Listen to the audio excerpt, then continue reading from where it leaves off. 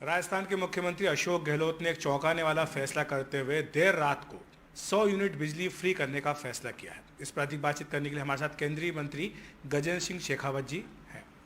गजेंद्र जी, जो फैसला कल रात को किया 10:45 पर, यह चौंकाने वाला फैसला, ये लगता है कि ये उनको लगता है सत्ता की चाबी मिल जाएगी।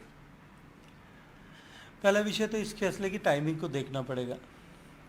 माननीय प्रधानमंत्री जी की सभा की सफलता को कल देख करके जो माननीय मुख्यमंत्री जिस तरह की सभाएं करते हैं, आंगनवाड़ी के मज़दूरों को लाकर, महिलाओं को ला करके, नरेगा के मज़दूरों को एकत्रित करके जो सफलताओं दिखाने के लिए जो सभाएं करते हैं, कल उनकी आंखें चंधिया गई थी। इसलिए आनंद फानन में उन्होंने एक घोषणा की, करूँगा ऐसा बयान दिया। राजस्थान के लोग सोच रहे थे पता नहीं क्या करने वाले, और फिर रात को खोदा पहाड़ निकली चुहिया, क्योंकि ये 100 यूनिट बिजली फ्री देंगे, ये घोषणा तो वो पहले अपने बजट भाषण में भी कर चुके थे। फरवरी से लेकर अब तक उसका इम्प्लीमेंटेशन नहीं हुआ था।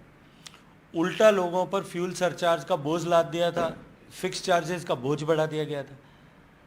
अब एकाएक उनको एहसास हुआ कि, और जैसा उन्होंने कहा कि मुझे खुद को फीडबैक मिला है, राहत शिविरों में जाने पर मुझे पता चला कि हमने जो घोषणा की थी, मुझे लगता है कि बिना अध्ययन के घोषणा कर देने का और बिना हकीकत को जाने हुए उनको इम्प्लीमेंट कर देने का, और उसके कारण से होने वाले फेलियर का क्लासिक एग्जाम्पल है, साइटेशन करने लायक एग्जाम्पल उनका कल का की घोषणा बनेगी। लेकिन जो अजमेर की सभा थी उसमें ही कल प्रधानमंत्री जी ने इस बात का जिक्र किया कि जिस तरह से ये एक के बाद एक रेवड़ियाँ बांटी जाती हैं, इसका राज्य के और सरकार के खजाने पर काफ़ी बोझ पड़ता है।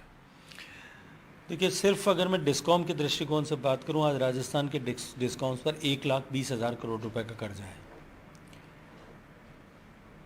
जब 2014 में माननीय नरेंद्र मोदी जी प्रधानमंत्री बने थे, तब उन्होंने सारे देश के सभी प्रदेशों के डिस्कॉम्स के कर्जों को एक योजना बना करके उनको लॉन्ग टर्म लोन्स में चेंज किया था। आज वापस हम बढ़ करके 1,20,000 करोड़ के कर्जे पर आकर के खड़े हुए। राजस्थान सरकार को अभी तक भी, अब तक के फ्यूल सरचार्ज को जो उन्होंने सब्सिडाइज किया, उसके पेटे भी 15,180 करोड़ रुपए डिस्कॉम्स को चुकाना बाकी है। पहले उनको चुकाएं, और उनको नहीं चुकाने के कारण से उनकी वित्तीय हालात जिस तरह से ख़राब हुए हैं, फाइनेंशियल इंस्टीट्यूशंस उनको लोन नहीं दे रहे हैं, उसके कारण से कोयले का पेमेंट नहीं हो रहा है, उसके कारण से राजस्थान में बिजली की कटौती चल रही है। तो एक तरफ आप कटौती कर रहे हैं, दूसरी तरफ आप जो है इस तरह की घोषणाएं कर रहे हैं।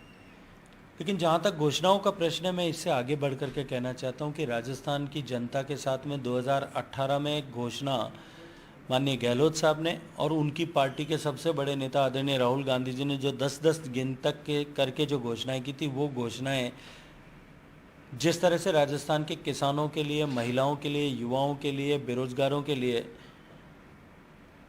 एक मजाक बनी, उन्होंने जिस तरह से अपने साथ में धोखा हुआ है ऐसा महसूस किया, अब मुझे लगता है कि ये छोटी छोटी रेवड़ियाँ बांटने का अब कोई प्रभाव नहीं हो पाएगा। लेकिन अभी हाल ही में कर्नाटक हुआ, वहाँ के बीजेपी के जख्म हरे हैं, क्योंकि वहाँ पर 5 गारंटियाँ कांग्रेस पार्टी ने दी थी।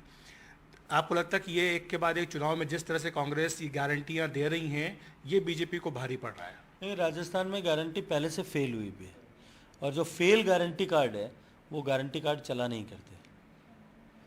2018 का जो गारंटी कार्ड फेल हुआ है, जनता, हिंदी की एक कहावत होती है, दूध का जला छाछ को फूंक करके पीता है। राजस्थान के किसान, राजस्थान के युवा, राजस्थान के बेरोजगार, राजस्थान की महिलाएं पिछली बार धोखा खा सकें, एक धोखा खा सकें और अब खा सकते नहीं।